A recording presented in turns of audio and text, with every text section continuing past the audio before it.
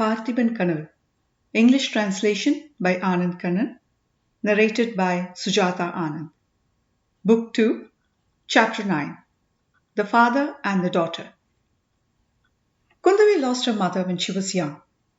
Narasimhavarman's wife, the Empress, who was also the Pandya princess, died when Kundavi was 7. Sivagami Devi brought Kundavi up for a while with such loving care that she would not miss her mother. Sivagami was the daughter of the master sculptor Ayanar. She was rescued by Narasimhavarman from the captivity in Vatapi. After the empress passed away, people expected Narasimhavarman to marry her. The wedding did not transpire for some reason. Sivagami Devi passed away after a while as well. From then on, the emperor played the role of mother as well as father for Kundavi. Kundavi had a few grandmothers, Mahendra Pallava's wives, in the palace. Kundavi never grew close to any of them. They referred to Kundavi's mother as the Southerner in a dismissive way. They also vilified Sivagami Devi. Such behavior made it hard for Kundavi to get attached to any of them. They also disapproved of Kundavi's independent streak. They felt Narasimhavarman had been spoiling her with his indulgence.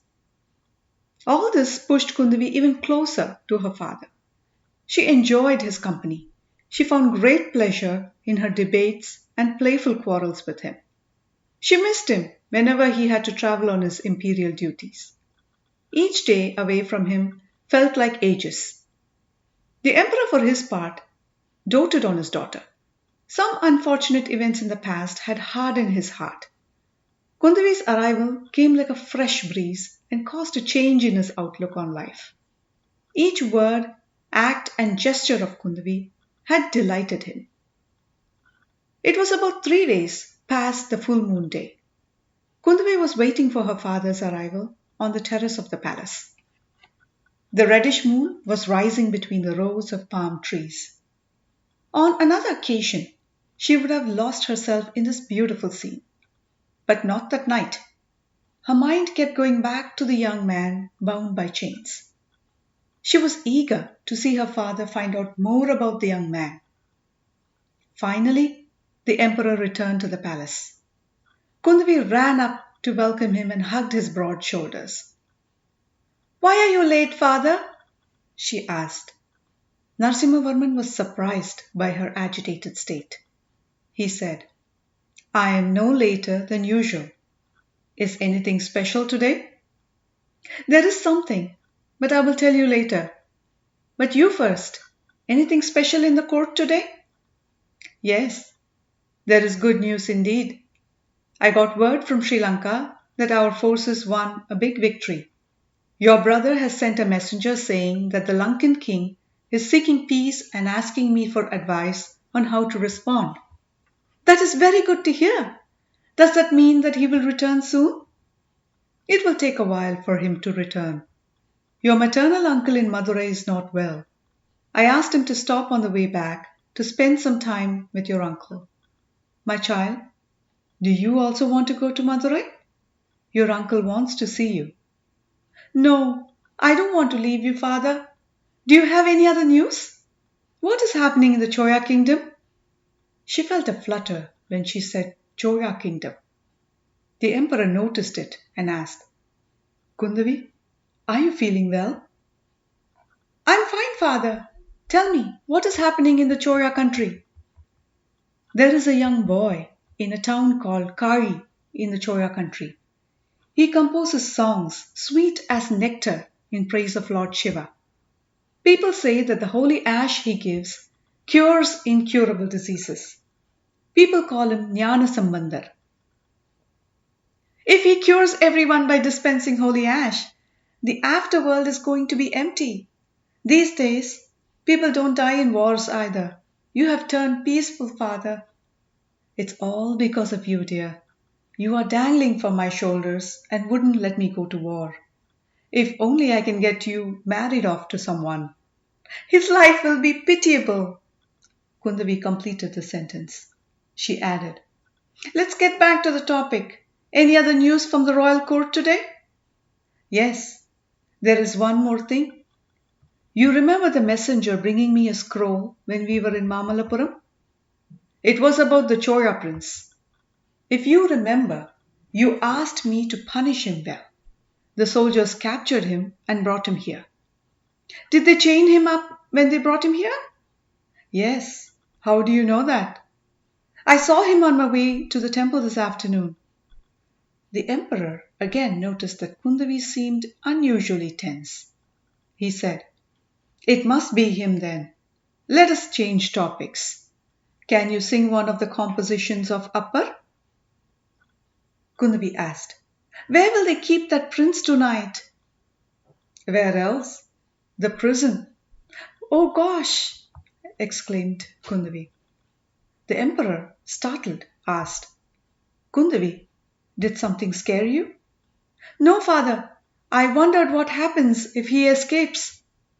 "My child, the governance in the Pallava kingdom hasn't deteriorated that far yet. If he tries to escape, he will be pierced by the spears of the 12 soldiers guarding him." These harsh words made Kundavi shudder again. "Father, will you listen to something I say?" "Are you going to leave me if I don't?" "When I saw his face, I didn't feel that he was a bad sort. Someone must have incited him to rebel against you." The emperor said, "I heard the same thing as well. Apparently, a Shaivite sage visits him and his mother very often. That man must have driven him to this misadventure." "So, father, my theory was proven right. What happened in Uriur then? Was there a big battle? Did many people die?" "There was no battle, big or small. All that happened was that this gullible boy was trapped. He has an uncle named Marappa Bhupati. Marappan had promised this boy to gather a big volunteer army. He did no such thing. He did not even turn up that day. He also revealed the plan to our general, Achyutavarman. Our soldiers intercepted all the men trying to enter the town that day.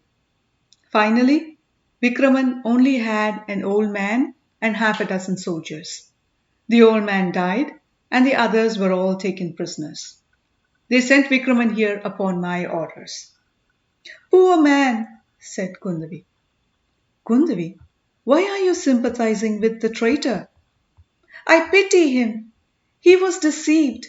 All that aside, you seem to have foreseen and planned all this. How is that, father?" "You already know of my magical powers. That aside, how about singing a composition of Appar?" asked the emperor, trying to steer the conversation back to the topic. "Father, what I am thinking is, if only you can forgive him this once." "Kundavi, listen to yourself. The other day, you wanted him punished hard. They say it is a woman's prerogative to change her mind. That must be why they say women can't ascend the throne. They are all wrong. If only I can meet the prince once. I will change his mind. Do you want to see?" "Perhaps you can, my child. Many women have fooled intelligent men, turned determined men into dependent idiots, and brave men into cowards. Some other women have achieved the opposite. They have turned cowards into principled men and great achievers. Women appear to have these powers indeed. However, in this case, it is too late. You should have picked up the challenge before he committed the offense. There is nothing that you can do now. The guilty must be punished. If I let Vikraman go now, it will set a precedent.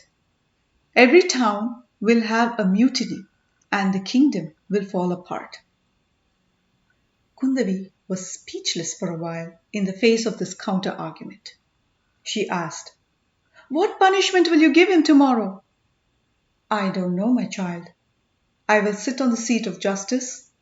I will listen to the facts and decide on the punishment after weighing them. It has never been said that the Pallava justice system has faltered. It will not falter tomorrow either," said the emperor. End of chapter 9.